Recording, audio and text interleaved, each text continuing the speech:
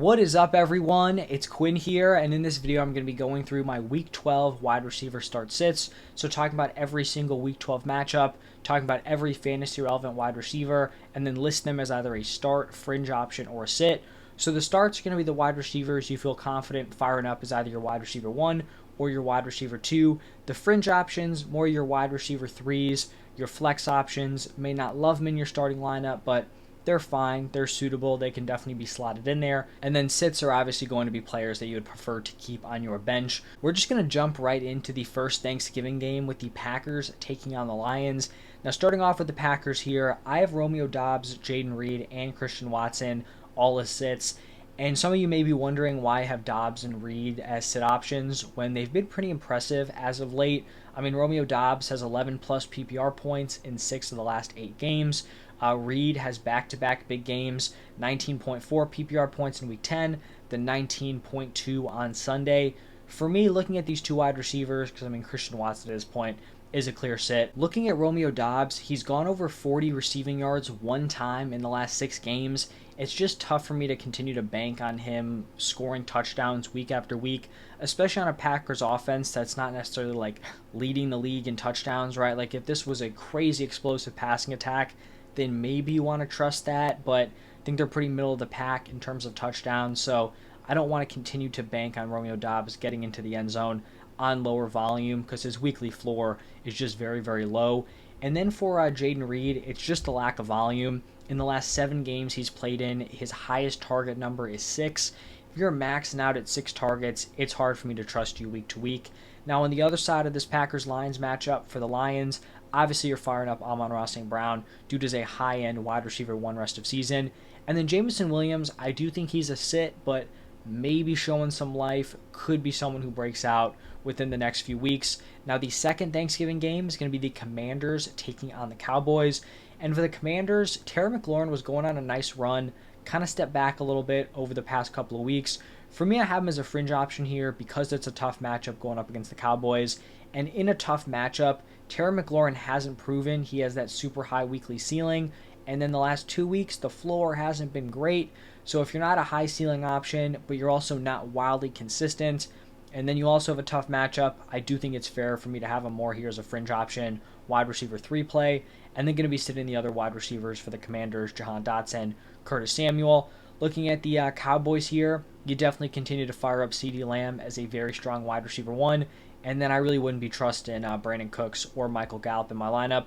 Each of those guys have had fine games over the past few weeks, but in terms of consistently expecting it, I would only want to be rolling with CeeDee Lamb in this one. And then the final Thanksgiving game, the 49ers taking on the Seahawks. For the 49ers, I have Brandon Ayuk as a start. Ayuk has been a monster all season long, huge big play threat.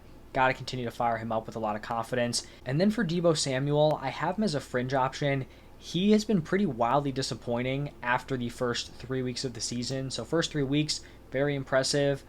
Since then, has not. In his last 4 healthy games, Deebo has only been targeted 11 total times, and he hasn't scored over 16 PPR points in any of those last 4. I do expect him to bounce back rest of season. Like, I don't think he's going to be this bad moving forward, but I definitely don't think I can consider him like a locked and loaded start just with what we've seen over the past few weeks. So he's a fringe play for me. Then looking at the Seahawks, even though the 49ers defense is tough, they've actually given up a decent amount of points to opposing fantasy wide receivers, so I do think this is a fine matchup for Metcalf and Tyler Lockett. And then I'm going to have JSN as a sit. He's definitely started to work his way into this offense, but he's not giving you consistent startable fantasy production, so until he does that, he will stay as a sit for me. Now, the next game is going to be the Dolphins taking on the Jets, and pretty much I like the top wide receivers in this game. So Tyreek Hill, obviously locked and loaded, high-end wide receiver 1. Jalen Waddle has been decently disappointing, but I still think you fire him up at worst as like a fantasy wide receiver 2, even in a tough matchup here against the Jets. Then looking at the Jets here with Garrett Wilson, coming off a down game, I still think he's a really nice start. He'd honestly been pretty consistent, even on a really bad offense with really bad quarterback play. Now they're benching Zach Wilson. Don't know if the quarterback play is going to be much better, but I really don't think it can get much worse. I think they're going to continue to pepper Garrett Wilson with targets, and I definitely think he's a startable wide receiver 2. Now we're going to have a divisional matchup between the Saints and the Falcons here, and we're going to have Chris Olave as a start for the Saints. Looks like Michael Thomas is going to miss some time. We saw A.T. Perry kind of step in for him, so A.T. Perry is going to be a sit. Same thing with Rashid Shaheed. For Chris Olave and just all these other Saints weapons' sake, I honestly hope they end up, rolling out with Jameis Winston. Obviously, you hope Derek Carr gets healthy, but in terms of an ideal fantasy quarterback, I would much prefer Jameis Winston over Derek Carr for these guys. For the Falcons, it looks like they're going to be pivoting back to Desmond Ridder. Don't love that fantasy-wise for a guy like Drake London. He didn't really get to take advantage of the few games of Heineke at quarterback, so I think London's a fringe option. The talent is there. He's just not put in the best situation to succeed here on this Falcons offense. We have another divisional matchup between the Steelers and the Bengals, and I do want to talk about these Steelers wide receivers here.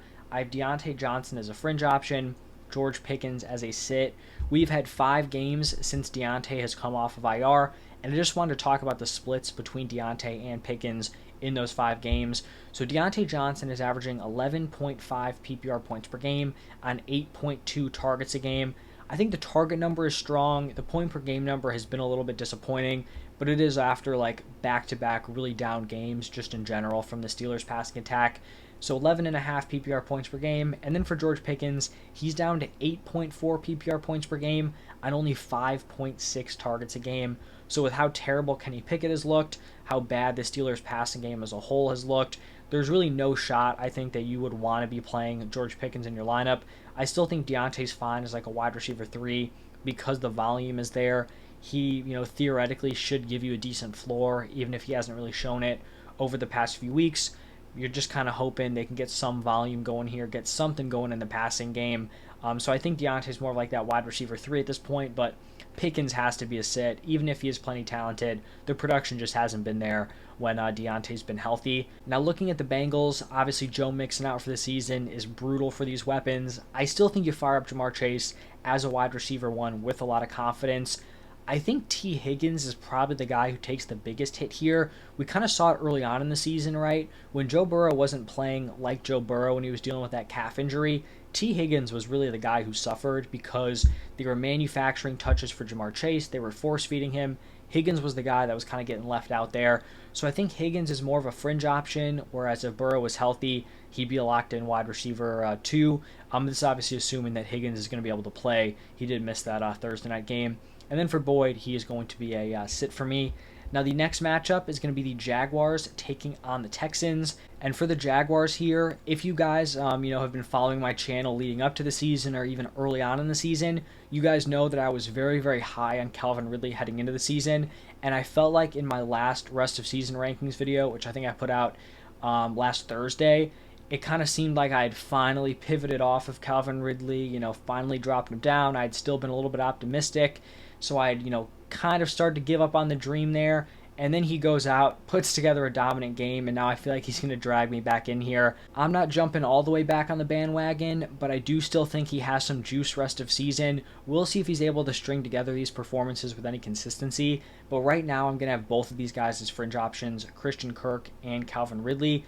Calvin Ridley's kind of done this where he's had a boom game, gets people's hopes up, and then it falls off, another boom game. So like I said, I hope we do get some consistency there because it is good to see him making big plays, having a big game. Also in a Trevor Lawrence boom game, which is also good to see. On the other side with the Texans, Tank Dell is legit. This dude is just lighting it up as a rookie. Crazy impressive considering his size, draft capital. Not a guy who's supposed to be hitting, especially at this level. In his rookie season. So Tank Dell's a locked-in start. Nico Collins commanding a lot of volume. He's also going to be a start for me. Noah Brown, we'll see what his injury situation is. Kind of tough because he had been a guy who hadn't been super productive. Then he strings together like 2 huge games. You would like to see him kind of be able to ride the hot hand there, but unfortunately he missed the Week 11 game. So we'll see what his status is. And then going to be sitting Robert Woods as expected. In the next matchup, we have the Buccaneers taking on the Colts.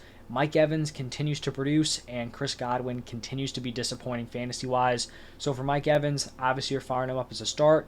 And then Chris Godwin at this point, I feel like he has to be a sit. It's tough because I did think Godwin was interesting heading into this season. I think this Buccaneers offense and Baker have kind of overachieved. So the fact that they've overachieved and Godwin has not paid off at his fantasy price has been underwhelming. But But I think at this point, right, he hasn't provided much of a weekly ceiling, and his floor hasn't been great as of late. So he will be a sit for me. For the Colts, Michael Pittman is someone who has a locked-in weekly floor, very, very consistent. He's going to be a start for me. And then I have Josh Downs as a fringe option. Seems like some people are pivoting off of him a little bit. He's had like a rough stretch over the past 3 weeks. So he kind of is banged up heading into the week 9 game. He doesn't play a full role. I think he leaves pretty early on in that one. Then he's limited in the week 10 game, so he doesn't play his full role. So that's 2 down games. Then he had the bye week in week 11. But prior to that, he was on a tear. He was really breaking out, had some great chemistry going with Gardner Minshew. So I would not be shocked if coming off the bye week, he kind of steps right back with where he left prior to getting injured. So I still like Josh Downs rest of season. Really liked him heading into the draft. So hopefully he can get back to it here in week 12. Now the next game, a rough one here between the Patriots and the Giants. For the Patriots, I like Demario Douglas as a fringe option. Back-to-back really solid games. He is probably going to be their clear wide receiver 1 rest of season in a room that's got a lot of veterans, some banged up bodies there with the Patriots. He's kind of like the young dude who should continue to break out rest of season. I also like the matchup here against the Giants, so that's going to help him. For the Giants, we had a pretty big Darius Slayton game. Not something I think is going to happen week after week. So even after the big game, definitely going to be a sit for me. Same thing with Wan'Dale Robinson. Now looking at the Panthers taking on the Titans, these are 2 pretty rough wide receiver rooms, just led by veterans. So for the Panthers, still firing up Adam Thielen, decent game in week 11. And then for the Titans, D-Hop had that deep touchdown. I still don't think he's someone who can be super reliable. The Panthers have also just been pretty tough for fantasy in terms of giving up points to quarterbacks and wide receivers. They've been pretty rough at stopping opposing running backs, so I think this is definitely more of a Derrick Henry matchup. So D-Hop's going to be a fringe play for me. Aside from that one huge boom game with Levis, it hasn't been great since then, even though he did have a decent week 11 game. In the next one, we're going to have the Rams taking on the Cardinals. And for the Rams, looks like Cooper Kupp is day-to-day. Obviously a tough break with him getting injured. So hopefully he's good to go. If Cooper Kupp is playing, I'm firing him up. Puka with a decent game with Cooper Kupp obviously missing most of it. Regardless of Cooper Kupp's status, Puka is going to be a start no matter what. And then going to be sitting Tutu Atwell. For the Cardinals here, I am expecting a Marquise Brown bounce back. I think he's a really nice buy low, but I definitely can't list him as a start after his 2 worst games of the season back-to-back with Kyler Murray back at quarterback. So he's going to be a fringe option for me, and then sitting Michael Wilson if he plays, and Rondell Moore. Now the next one is going to be the Browns taking on the Broncos. And for the Browns here, I have Amari Cooper as a sit. In the 5 games where Deshaun Watson has either missed or left very early on, Amari Cooper is only averaging 8.8 PPR points per game. Watson really hasn't been great as like a quarterback, but the backup quarterback play has just been far worse in terms of supporting these Browns weapons. He also draws a matchup here against Surtain, so really just a terrible situation all around. I have no interest in playing Amari Cooper this week, and then also going to be sitting Elijah Moore. Then for the Broncos here, Courtland Sutton continues to get into the end zone. I do have him as a fringe option just because the volume hasn't been there. And this is also a tough matchup here against this Browns defense, but he keeps finding the end zone. And obviously he clearly has a knack for it. He's a great contested catch guy. But I do think the weekly floor kind of scares me off a little bit. So that's why he's a fringe play. And then sitting Jerry Jeudy. Very, very disappointing season out of Jeudy here. In a divisional matchup between the Chiefs and the Raiders, I'm going to have Rashee Rice and Justin Watson as sits. Watson had the best game out of the Chiefs wide receivers, but not someone I want to trust in my fantasy lineup. And then for Rashee Rice, honestly disappointing. I thought coming off the bye, being a rookie, he was starting to kind of, gain a little bit in that wide receiver room. I was expecting a little bit more against an Eagles secondary that had really struggled to stop opposing fantasy wide receivers. He didn't come through, so with no teams on bye this week, 16 matchups, I just think there are going to be better wide receiver options than Rashee Rice. And then for the Raiders, I'm going to be starting Devontae Adams. He's had 2 really nice games back-to-back after a rough stretch mixed in there. And then I'm going to be sitting Jacoby Myers. Honestly, it's kind of rough because he was so great early on in the season, but his production is just completely tanked off over the past 4 weeks. only averaging 7.4 PPR points per game over that stretch on only 3.3 targets per game, so the volume has just completely vanished. The Raiders' revamped coaching staff is clearly very invested in feeding both Josh Jacobs and Devontae Adams. Unfortunately for guys who roster Jacoby Myers, they are not super invested in feeding him rest of season. In the next one, we're going to have the Bills taking on the Eagles. For the Bills here, Stephon Diggs, you're still firing him up as a wide receiver one, even in a not so great game. And then definitely going to be sitting Gabe Davis. I mean, his production has plummeted. I think Khalil Shakir has an outside shot of potentially taking over that wide receiver 2 slot. So sitting both of those guys. I know Shakir, the big game, maybe has some upside rest of season, but for this specific week, wouldn't really trust the role. And then for the Eagles, obviously starting A.J. Brown and Devonta Smith. This was the first Devonta Smith boom game in an A.J. Brown down game since I think either week 1 or week 2. So I'm not concerned with A.J. Brown. He's a stud. He'd been on an absolute tear. Continue to fire at both of those guys with a lot of confidence. Then on Sunday Night Football, we have the Ravens taking on the Chargers. And I have Zay Flowers as a start here. I know he's been underwhelming over the past few weeks. He had a really nice start to the season, kind of fallen off a little bit. I think this is a spot where Zay Flowers is going to be trending way up rest of season. With Mark Andrews out, they're going to need to rely on Zay Flowers to produce for them as their top weapon. This is also a great matchup here against the Chargers, so I kind of feel like this is the perfect storm for Zay Flowers to really have a huge breakout game. Plus, he would have had a really nice fantasy day if his touchdown didn't get called back, so he was close to having a boom performance there. And then going to be sitting OBJ. He's shown some flashes over the past few weeks, but not someone I'd really want to trust in my lineup. And then also, pains me, but sitting Rashad Bateman. Have really liked him over the past few years, just has not panned out. And then for the Chargers, obviously Keenan Allen locked in start every single week. Quentin Johnston, I think at this point, the nail in the coffin is probably there for Quentin Johnston, at least for this season, right? I don't want to write off his entire career, but in terms of getting something done this year, it doesn't seem super likely. He's had every opportunity, and he hasn't just not really come through. He's had some pretty serious downs, since kind of taking over that wide receiver 2 spot. So disappointing. Obviously, you don't feel great about it if you're the Chargers because you could have had Zay Flowers. You could have had Jordan Addison. I mean, could you imagine Jordan Addison in this Chargers offense as Herbert's wide receiver 2? I mean, they would be lighting teams up. So tough break, but Quentin Johnston definitely going to be a sit for me. And then the final game of the week, Bears taking on the Vikings. For the Bears, with Justin Fields back, DJ Moore is back. Big game. Those two, when they're playing together, the splits are great. And then for the Vikings, just talked about Jordan Addison. Regardless of Justin Jefferson's status, Jordan Addison is going to be a start. I think he kind of got a tough draw with Jefferson missing last week because he drew the Surtain matchup, which is obviously very difficult.